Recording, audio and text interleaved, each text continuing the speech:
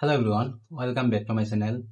মই আজি আলোচনা কৰিম 2026ত হ'বলগীয়া যিটো হৈ যোৱা যিটো 2026ৰ বি এড এক্সাম আছিলে, সেইটো বি এডৰ এণ্ট্ৰেঞ্চ আছিলে, সেইটো এক্সামত মানে কাট অফ কিমান যাব, কিমান যোৱাৰ সম্ভাৱনা আছে, সেইটো হিচাপত মই আলোচনা কৰিম। আৰু এইটো হৈছে এক্সপেক্টেড কাট অফ নাম্বাৰ, ঠিক আছে। এইটো আপোনালোকৰ অফিচিয়েল কাট অফ নাম্বাৰ নহয়, এইটো আপোনালোক মনত ৰাখিব। কিন্তু এইটো এটা আইডিয়া দিব পাৰিব, ঠিক আছে। মানে বেছি ডিফাৰেঞ্চ নহয়, অলপে হ'ব পাৰে, ঠিক আছে। আৰু আপোনালোকে মনত ৰাখিব, এইটো ভিডিঅ'ৰ পৰা আপোনালোকে জানিব পাৰিব কাট অফ নাম্বাৰ কিমান যোৱাৰ সম্ভাৱনা আছে। এইটো ষ্টুডেণ্টৰ পৰা কালেক্ট কৰা হোৱা হৈছে, কালেক্ট কৰি কিনে এইটো আপোনালোকৰ কাট অফটো এনালিচিছ কৰা হৈছে। আৰু মই প্ৰিভিয়াছ ইয়াৰৰ পৰা ডাটা কালেকশ্যন কৰি কিনে আপোনালোকক জনাই আছোঁ, ঠিক আছে। আৰু আপোনালোকে যোনে যোনে টেনশ্যনত আছিলে যে মই এক্সাম দিছোঁ, এক্সামৰ মানে কাট অফ কিমান যাব, সেইসকলৰ কাৰণে টেনশ্যন দূৰ হৈ যাব এতিয়াৰ পৰা।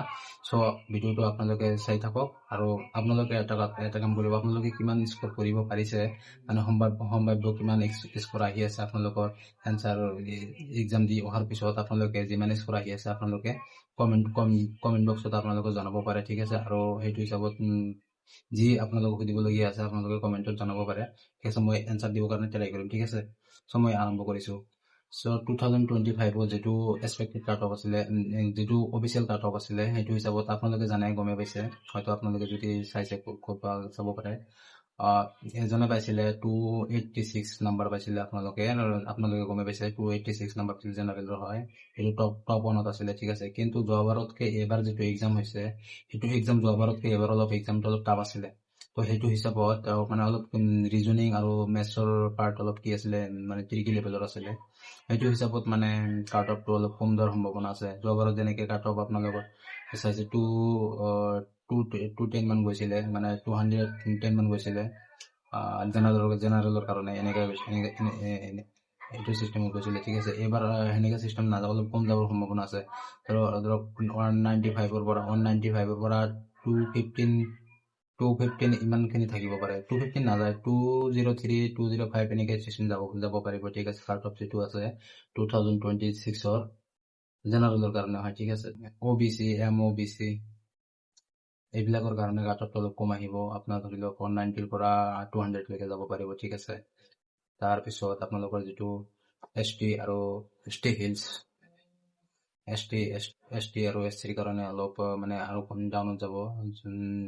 ধৰি লওক 175 160ৰ পৰা যাব পাৰে, 160ৰ পৰা 180লৈকে ST থাকিব পাৰে। তাৰপিছত আপোনালোকৰ যিটো আছে EWS কেটাগৰীৰ কাৰণে অলপ মানে জেনেৰেল, ধৰি লওক 180ৰ পৰা 190 থাকিব জেনাৰেল OBC EWSৰ কাৰণে, ঠিক আছে।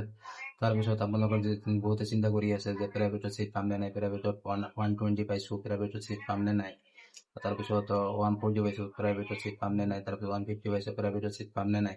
সেইবিলাক মানে যোনে সেইবিলাক টেনশ্যন কৰি আছে, সেইবিলাক টেনশ্যন কৰিব নালাগে। আপোনালোকে যদি 120+ পাইছে, তেনেহ'লে আপোনালোকে মোৰ যিটো ডাটা এক্সপেক্টেড হয়, মোৰ যিটো এনালাইচিছ হয়, সেইটো হিচাপত 120 পাইছে মানে আপোনালোকে চিয়'ৰ পাই যাব, ঠিক আছে। মই যিটো এক্সপেক্টেড কৰিছোঁ, মানে সেইটো হিচাপত প্ৰাইভেটত আপোনালোকে 120 পাইছে মানে আপোনালোকে ডাইৰেক্ট চিট পাই যাব, টেনশ্যন কৰিবলগীয়া নহয়।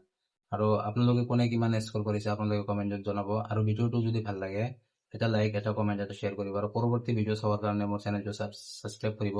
আৰু আপোনালোকৰ কেনেকুৱা ধৰণৰ ভিডিঅ' লাগে মোক কমেণ্টত জনাব, মই আপোনালোকক ভিডিঅ' শ্বেয়াৰ কৰাৰ বাবে ট্ৰাই কৰিম, ঠিক আছে। আজিৰ ভিডিঅ' ইমানখিনি, থেংক ইউ।